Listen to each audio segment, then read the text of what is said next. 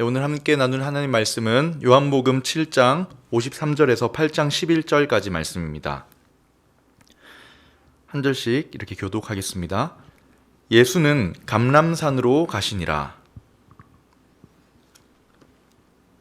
아침에 다시 성전으로 들어오시니 백성이 다 나오는지라 앉으사 그들을 가르치시더니 서기관들과 바리새인들이 음행 중에 잡힌 여자를 끌고 와서 가운데 세우고 예수께 말하되 선생이여 이 여자가 간음하다가 현장에서 잡혔나이다. 모세는 율법에 이러한 여자를 돌로 치라 명하였거니와 선생은 어떻게 말하겠나이까? 그들이 이렇게 말함은 고발할 조건을 얻고자 하여 예수를 시험함이로라. 예수께서 몸을 굽히사 손가락으로 땅에 쓰시니 그들이 묻기를 맞이 아니하는지라. 이에 일어나 이르시되 너희 중에 죄 없는 자가 먼저 돌로 치라 하시고 다시 몸을 굽혀 손가락으로 땅에 쓰시니 그들이 이 말씀을 듣고 양심의 가책을 느껴 어른으로 시작하여 젊은이까지 하나씩 나가고 오직 예수와 그 가운데 섰는 여자만 남았더라. 예수께서 일어나사 여자 외에 아무도 없는 것을 보시고 이르시되 여자여 너를 고발하던 그들이 어디 있느냐? 너를 정죄한 자가 없느냐? 함께 읽습니다. 대답하여 주여 없나이다. 예수께서 이르시되 나도 너를 정죄하지 아니하노니 가서 다시는 죄를 범하지 말라 하시니라. 아멘. 여러분 명절 잘 보내셨나요? 오늘도 우리 함께 예수님은 누구신가에 대해서 나누려고 합니다. 예수님은 어떤 분이신가를 묵상하려고 합니다. 여러분 오늘 말씀을 통해 보여주시는 예수님은 나에게 어떤 분이실까요? 이걸 아는 것은 굉장히 중요하다고 말씀을 드렸죠. 예수님은 오늘 본문에서 보여주시는 예수님은 누구신가? 먼저 본문의 내용을 조금 살펴보겠습니다. 오늘 본문은 아마 익히 무슨 내용인지 잘 아실 거라고 생각합니다. 내용도 굉장히 단순하지요. 서기관과 바리새인들이 예수님을 고발하기 위해서 고발할 근거를 찾으려고 책을 잡으려고 꼬투리를 하나 잡아보려고 시험하는 질문이 나오는 사건입니다. 예수님이 아침에 성전에 가셨어요. 아까 성경의 첫 부분에 그거를 제가 깜빡 안 읽었는데 다 집으로 돌아가고 예수님이 기도하신 다음에 예수님이 그 다음날 아침에 성전에 가서 가르치기 시작하십니다. 예수님 주변에 모여든 사람들에게 예수님이 가르치기 시작하세요. 그런데 옛날에 그 성전 앞들은요, 율법 교사들이 가르치던 장소였다고 해요. 그러니까 어느 날 아침에 이 출근을 한 거죠. 율법 교사들이 이렇게 왔는데 예수님이란 분이 안 그래도 눈에 좀 거슬렸는데 이분이 자기들이 서야 할 자리에서 사람들을 가르치고 계신 겁니다. 그걸 보고는 이 서기관 바리새인들 율법 교사들 이 사람들의 눈이 뒤집어진 거예요. 이 자기 밥그릇 빼앗길까봐 이 두려운 마음과 함께 시기하는 마음 때문에 도저히 안 되겠다. 저 예수님을 어떻게든 고발할 한번 그 꼬투리를 한번 찾아봐야 되겠다. 이런 마음이 작용한 겁니다. 그래서 지금 예수님 고발할 근거 찾으러 온 겁니다. 그런데 그 근거를 잡으려고 지금 누구를 데려왔습니까? 3절에는 음행 중에 잡힌 여자라고 하고요. 4절에 보면 간음하다가 현장에서 잡힌 여자라고 합니다. 어쨌든 간음죄를 지은 여자 한 명을 데리고 왔어요. 어떻게 딱 이때 그 현장에서 잡았을까? 걸렸을까? 어떻게 딱 이 타이밍에 잡혀서 지금 끌려왔을까? 또 남자는 어디 가고 여자만 데려왔을까? 이런 질문이 생기는데 이건 나중에 다룰 겁니다. 아무튼 그렇게 다가온 서기관과 바리새인들이 예수님께 질문을 하죠. 시험을 하는 거예요. 의도적인 질문을 가지고 어떤 답을 하든 함정에 빠지도록 그 질문을 만들어서 꼬투리를 잡으려고 하는 거죠. 질문이 이겁니다. 이 여자를 어떻게 처벌해야 합니까? 본문에 보면 이렇게 나오죠. 모세는 율법에 보니까 간음한 여자를 돌로 치라고 했는데 선생님은 어떻게 말하겠습니까? 이 모세라는 인물은 이 사람들에게 굉장히 중요한 사람이죠. 모세는 하나님께로부터 율법을 직접 받은 사람이기도 하고 10계명 2돌판을 또 받았잖아요. 그리고 모세 오경을 기록한 사람. 그러니까 율법 교사, 바리새인 이 사람들에게 모세는요, 최고의 사람이었던 겁니다. 모세가 죽어라 하면 죽어야 되는 그런 사람인 거죠. 이 질문이 함정인 거예요. 의도를 가지고 하는 거죠. 자, 어떤 답을 하든 고발할 수 있는 근거를 잡는 상황인데요. 두 가지 경우가 있어요. 첫 번째로, 만약 예수님이 율법을 따라 간음한 여자는 죽이라고 했으니까 아쉽지만 죽여야 되겠다. 돌을 던져라. 이렇게 말씀하셨다면 지금까지 예수님이 보이셨던 모든 사랑의 모습이 허물어지는 거예요. 죄인들과 세리들과 사회적으로 연약한 자들에게 다가가셔서 친구가 되어주셨고 늘 그들과 함께 해오셨던 그 예수님의 사역과 사랑이 무너져버리게 되는 거죠. 그렇다고 반대로 예수님이 돌 던지지 마라. 이렇게 하면 어떻게 될까요? 이건 진짜 말 그대로 율법을 어긴 자라고 고발당하게 되는 겁니다. 공개적인 자리에서, 사람들이 다 보는 자리에서 율법을 무시하는 답이 되기 때문에 이만큼 좋은 그 고발의 근거가 없지요. 어떤 답을 해도 지금 곤란해지는 겁니다. 그런데 여기서 예수님이 뭐라고 하시냐면 7절에 이렇게 말씀하세요.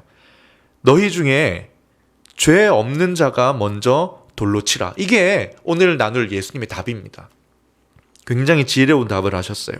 너희 중에 죄 없는 자가 먼저 돌로 쳐라.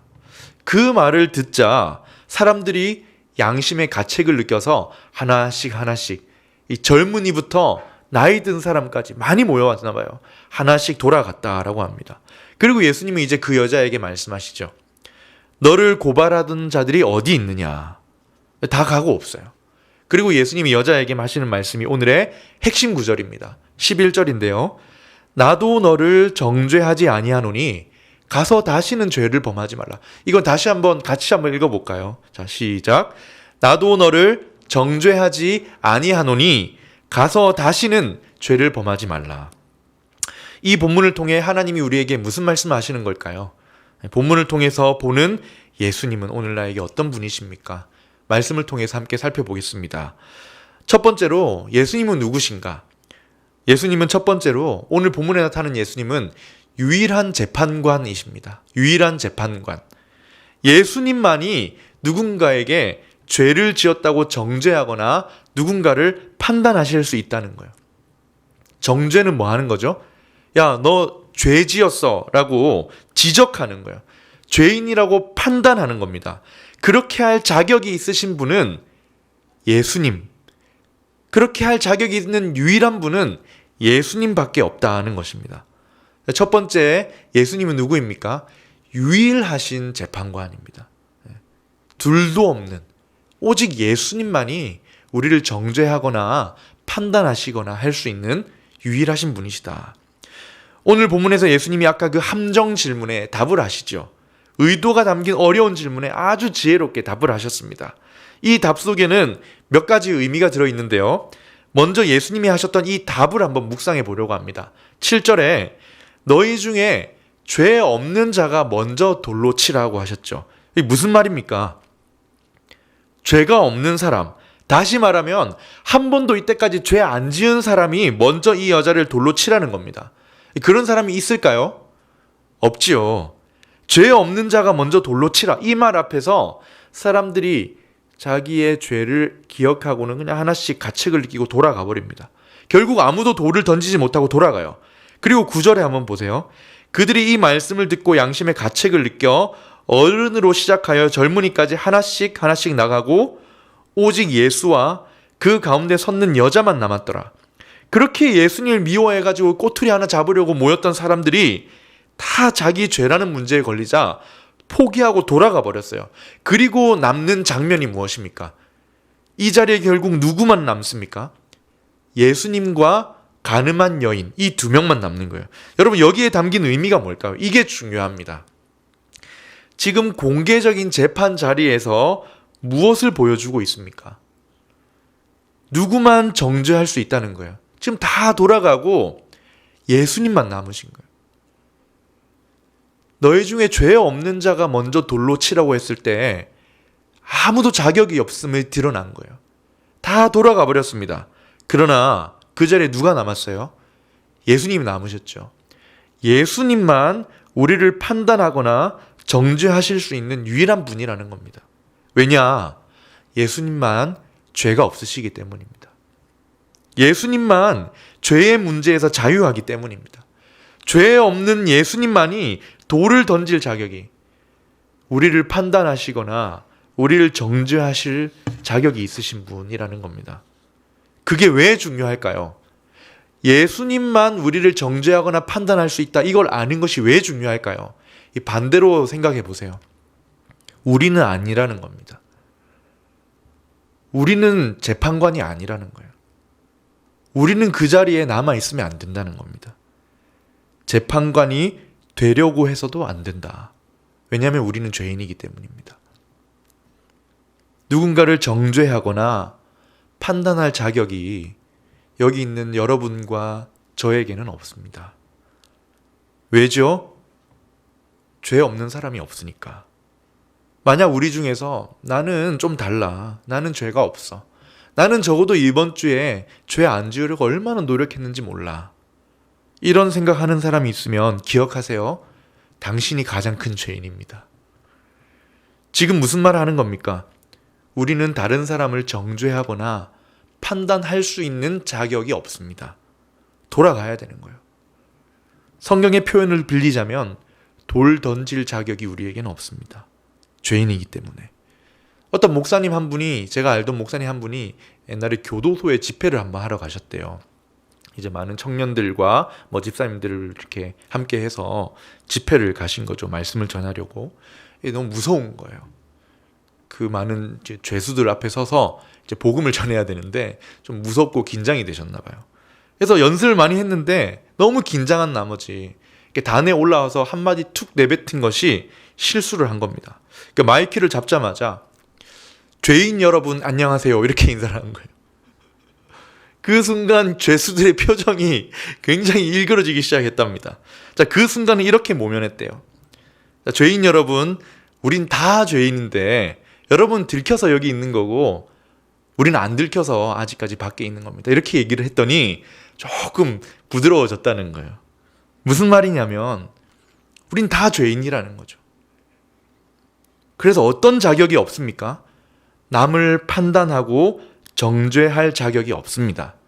그런데 우리가 늘 시도하는 게 무엇입니까? 뭐가 되려고 합니까? 재판관이 되려고 하죠. 죄인의 특징입니다.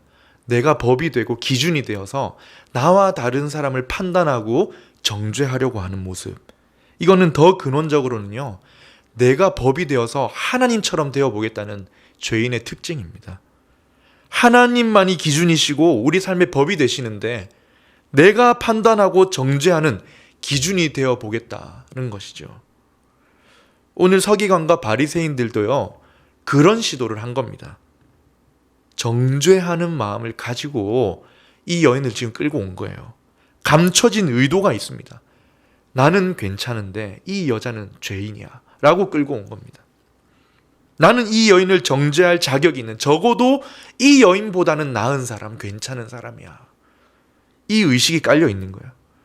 이런 사람들을 향해서 예수님이 이렇게 말씀하셨죠. 마태복음 7장 3절에 보면 어찌하여 형제의 눈 속에 있는 티, 그 작은 티는 보고 너의 눈 속에 있는 들보는 깨닫지 못하느냐.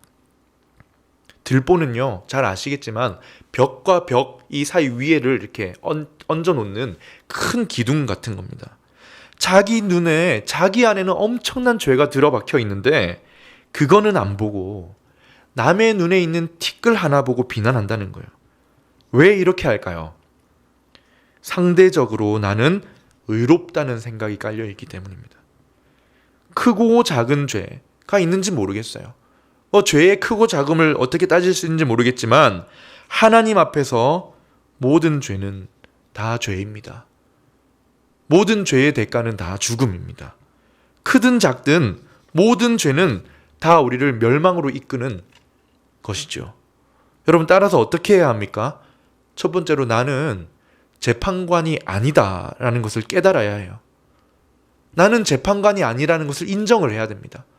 그리고 나아가서는 내가 죄인이라는 것도 인정을 해야 합니다. 내가 판단하고 정죄하려고 했던 모든 이 마음에서 막 스멀스멀 올라오는 이 모든 게 내가 재판관이 되려고 했던 죄인으로서 했던 시도구나. 이걸 깨닫고 주님 앞에 나와야 합니다. 그렇지 않으면 누구나 본문에 나와 있는 서기관과 바리새인이 되는 거예요. 여러분, 서론에서 말했지만 왜 여자만 데려왔을까요? 정말 공의를 세우고 공평하게 율법을 지키고 막 정의를 위한 목적이었다면 간음한 현장에서 붙잡혔던 여자만이 아니라 남자도 끌고 왔어야죠. 둘 다 죄에 대한 심판을 받아야 되는데 여자만 데려온 거예요. 율법을 이루려는 의도가 아니라 위선인 거예요. 위선. 이 여자는 죄인이라는 것을 지적하고 정죄하고 자기는 의로움을 드러내며 예수님을 시험하려고 온 거죠. 율법을 사랑해서도 아니고 하나님을 위한 목적도 아니고 비난하고 정죄하기를 시도했던 겁니다. 여러분, 우리가 이 바리새인들과 같이 되지 않으려면 어떻게 해야 합니까? 재판관 되기를 그만두어야 합니다.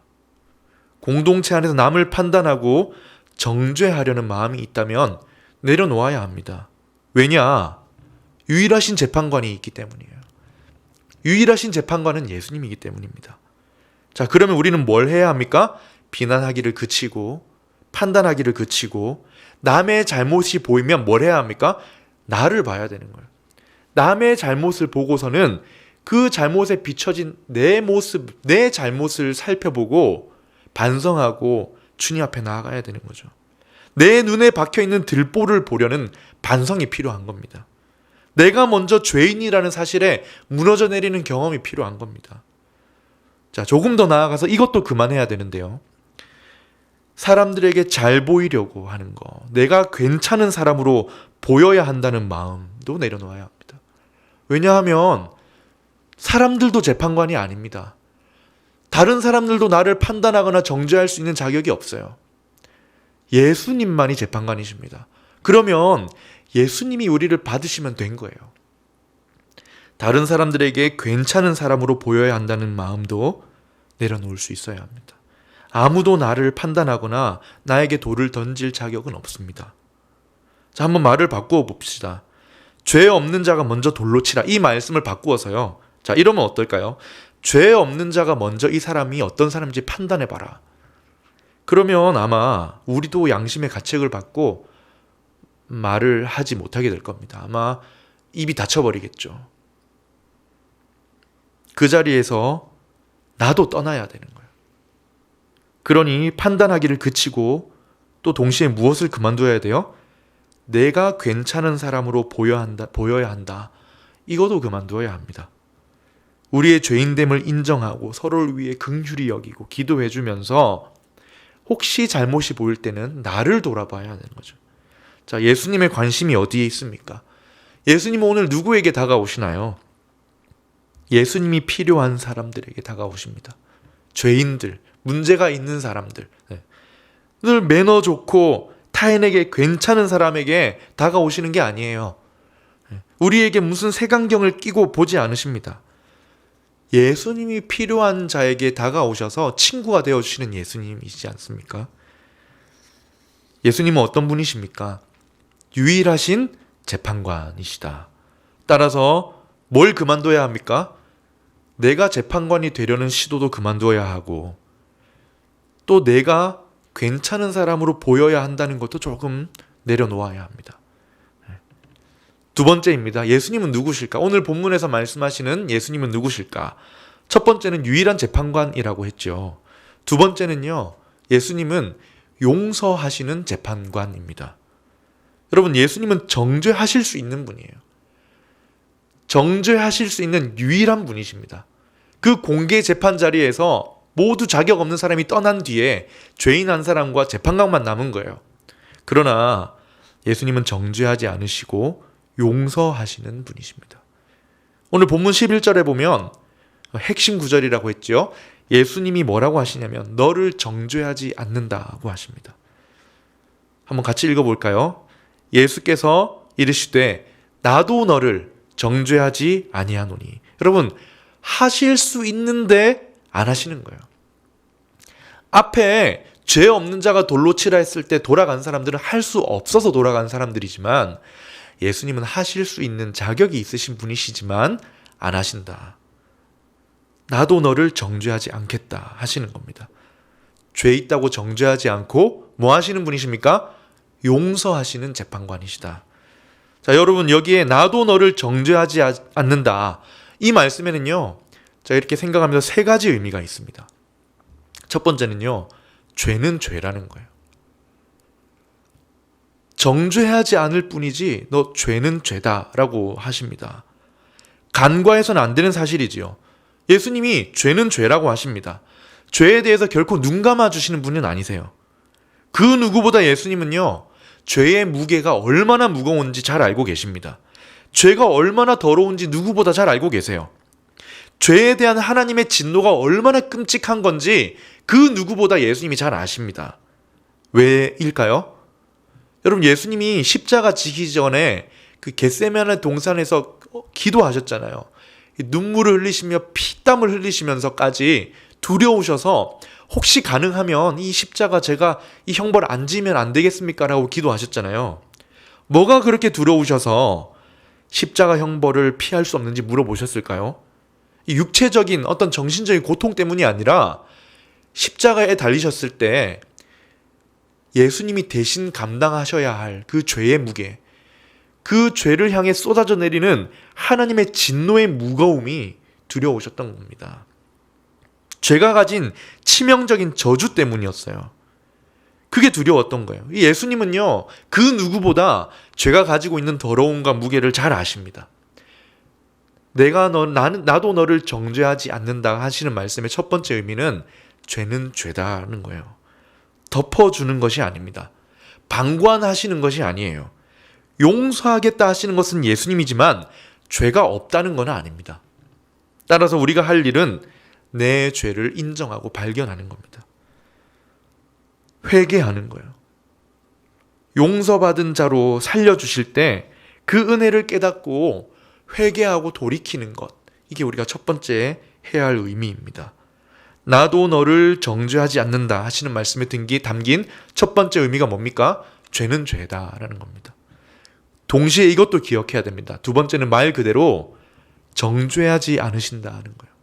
죄는 죄이지요.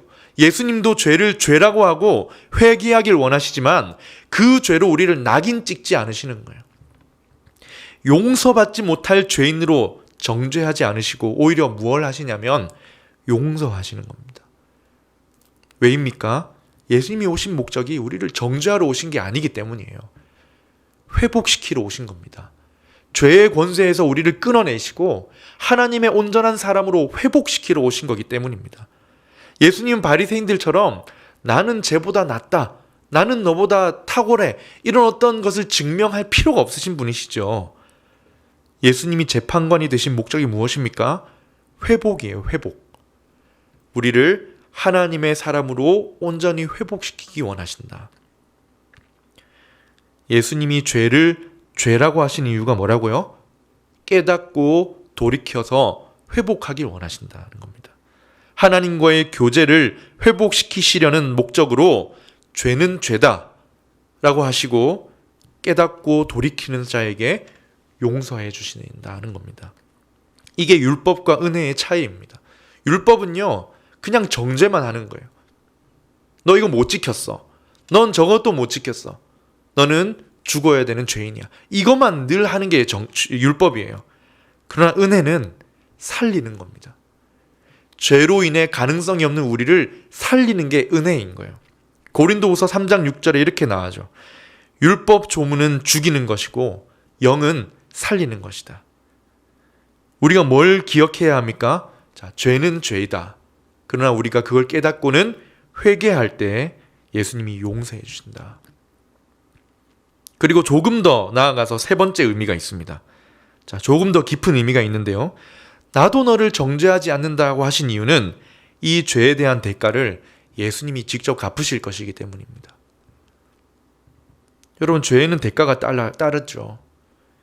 죄의 대가, 죄를 지은 사람이 갚아야 할 무게가 죽음이라는 무게입니다. 그 엄청난 대가를 예수님이 대신 머지않아 치러주실 것이기 때문에 예수님이 당당하게 이 여인에게 뭐라고 하십니까? 나도 너를 정죄하지 않는다고 하시는 겁니다. 예수님이 책임지시는 거예요. 너는 정죄당하지 않을 것인데, 왜냐하면 내가 너를 받아주었고 너의 죄를 다 갚을 것이기 때문이다 하는 거예요. 예수님은 죄보다 사람을 더 크게 보시는 거죠. 이게 복음입니다. 우리를 품으시고 있는 모습 그대로 받으시고 끝까지 책임지시는 거예요. 그러니 우리의 기준은 항상 누구여야 합니까? 예수님이어야 합니다. 나를 바라보는 기준, 다른 사람을 바라볼 때 늘 우리의 기준은 예수님인 거예요. 늘 부족하고 연약한 나 같은 사람을 긍휼히 여겨주셨다는 것을 기억하고 감사하는 것도 예수님 앞에서 해야 하는 거고요. 남을 판단하지 않고 도리어 내 죄를 회개하고 예수님께 은혜를 구하는 사람이 되어야 하는 겁니다. 여러분, 예수님은 누구십니까? 용서하시는 재판관. 정죄할 자격이 있으시지만 죄인이라고 정죄하지 않으시고 회복시키시기 위해 용서하시는 재판관. 그러면서 친히 우리의 죄를 대신 갚아주시는 재판관이십니다. 마지막 세 번째입니다. 여러분, 예수님은 누구실까요? 자, 유일한 재판관, 그리고 우리를 용서하시는 재판관이라고 했죠. 마지막 세 번째는요, 기대하시는 재판관입니다. 우리를 용서하시는 예수님이 그냥 용서하고 그냥 끝이 아니라 우리를 기대하시는 거예요. 회개에 합당한 열매를 맺고 예수님을 따르는 자가 되기를 기대하시는 거예요. 우리의 삶이 온전히 회복되어 갈 것을 기대하십니다. 여러분, 11절이 아까 핵심 구절이라고 했잖아요. 굉장히 따뜻합니다. 나도 너를 정죄하지 않는다. 그런데 마지막에 이 말을 붙이시죠. 가서 다시는 죄를 범하지 말라. 나도 너를 정죄하지 아니하노니 가서 다시는 죄를 범하지 말라. 자, 여기서 우리는 우리를 향한 재판관의 기대를 봅니다. 그냥 용서만 하고 아무 기대하지 않는다는 것은 조금 무의미해요. 진정한 용서가 아닐 수 있어요. 포기에 가깝죠. 용서는 했지만 가능성 없음을 보고 그냥 포기하는 것처럼 보일 수 있어요. 그러나 예수님은요, 용서만 하고 끝이 아니라 기대하시는 거예요. 따뜻한 재판관이신 예수님은 회개하고 돌이켜서 열매 맺는 것까지 기대하시는 겁니다. 11절에서 다시는 죄를 범하지 말라고 하셨잖아요. 자, 이 여인이 돌아가서 또다시 죄를 지었을까요? 안 지었을까요? 아직 확실하게 알지는 못하겠지만 저는 안 지었으리라 확신합니다. 왜냐하면 그 여인이 받았을 그 감동과 은혜가 엄청 큰 것이었기 때문입니다. 여기서 죄를 다시 짓지 말라, 이 말에는요, 우리나라 말에는 그냥 죄를 짓지 말라, 그냥 이런 표현이지만 이 원어에는 지속성이 포함되어 있습니다. 다시 말하면 이 여인이 지금 습관적으로 죄를 지어오고 있었다는 거예요. 서기관과 바리새인들이 어떻게 그 현장을 그때 그 타이밍에 이렇게 갔을까요? 알고 있었던 거죠. 어쩌면 습관적으로 이 여인은 간음하고 있었기 때문입니다. 모세 율법에 보면요, 결혼한 사람이 간음을 하면 사형입니다. 그런데 약혼을 한 상태에서 간음을 하면 돌로 치라고 되어 있습니다. 그러니까 이 여인은 충동적으로 그냥 한 번 죄를 지은 것이 아니라 지속적으로 약혼한 상태에서 바람을 피우고 있었거나 간음을 했던 것이죠. 바리새인과 서기관들은 이 지속적으로 죄를 짓고 있는 이 여인을 알고 있었고, 어쩌면 때마침 이 예수님을 공격하는 일에 사용하지 않았나라고 생각합니다. 자, 그러나 이 여인에 대한 예수님의 말씀이 무엇입니까? 지속적으로 지어오던 죄를, 습관적으로 지어오던 죄를 멈추라는 겁니다. 회개하고 거기에 합당한 삶으로 다시 새롭게 살아라. 뉘우침, 후회, 다시는 안 그럴게요, 용서해 주세요, 이런 다짐에서 끝나면 안 된다는 겁니다.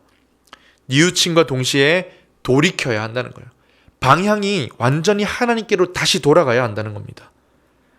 그게 예수님이 말씀하시는 회개이고 기대하시는 삶입니다. 쉽지 않아요. 참 쉽지 않아요. 오래된 묵은 죄, 습관처럼 우리 삶에 이렇게 박혀버린 죄를 끊어내고 잘라내는 것은 굉장히 힘든 일일 수 있습니다. 그렇지만 예수님이 기대하시기 때문에 시도해야 합니다. 혹시 오늘 내가 버려야 할 잘못된 습관들, 옳지 않다는 걸 알고 있었기 때문에 이미 마음에 갈등을 일으키던 습관들이 있다면 잘라내야 합니다. 가능할까요?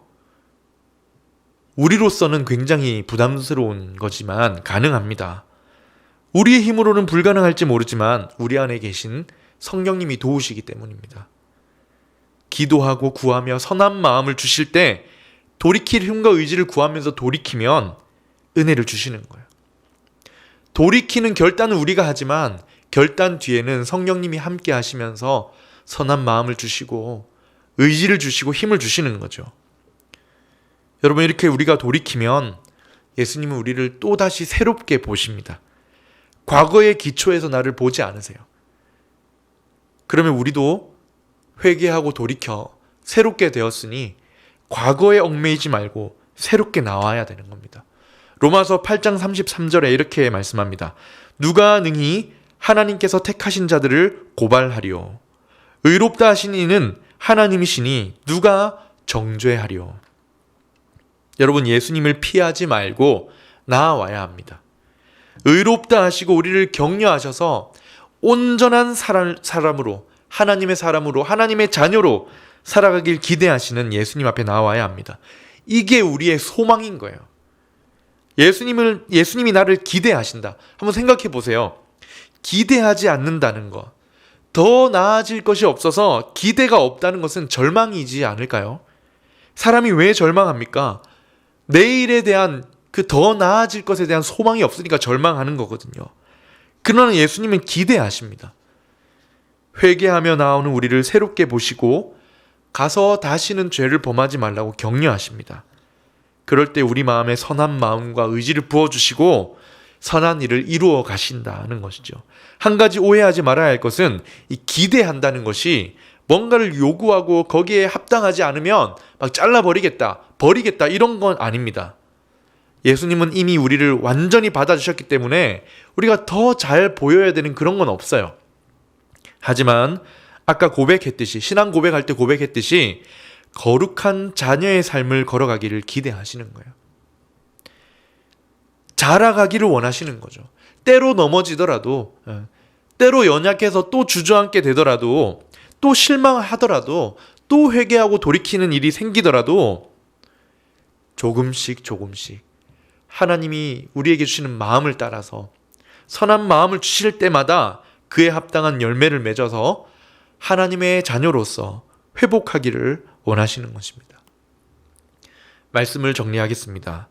사랑하는 여러분, 오늘 본문에서 보여주시는 예수님이 어떤 분이십니까? 나에게 예수님이 어떤 분이십니까? 그분이 유일한 재판관이십니다. 유일하게 우리를 판단하고 정죄하실 수 있는 분이세요. 그러나 그분은 어떻게 하십니까? 그럼에도 우리를 용서하시고 우리에게 기대하신다. 여러분, 오늘 이번 한 주간도 그분께 나아가면 좋겠습니다. 자유와 회복과 승리를 주시기 위해서 우리를 용서하시고 기대하시는 예수님께로 나아가면 좋겠습니다.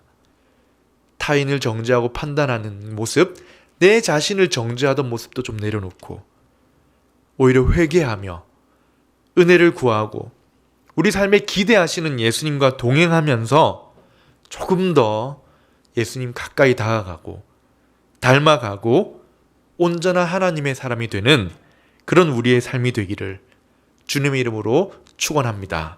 아멘. 이 시간 함께 말씀을 기억하며 찬양하겠습니다.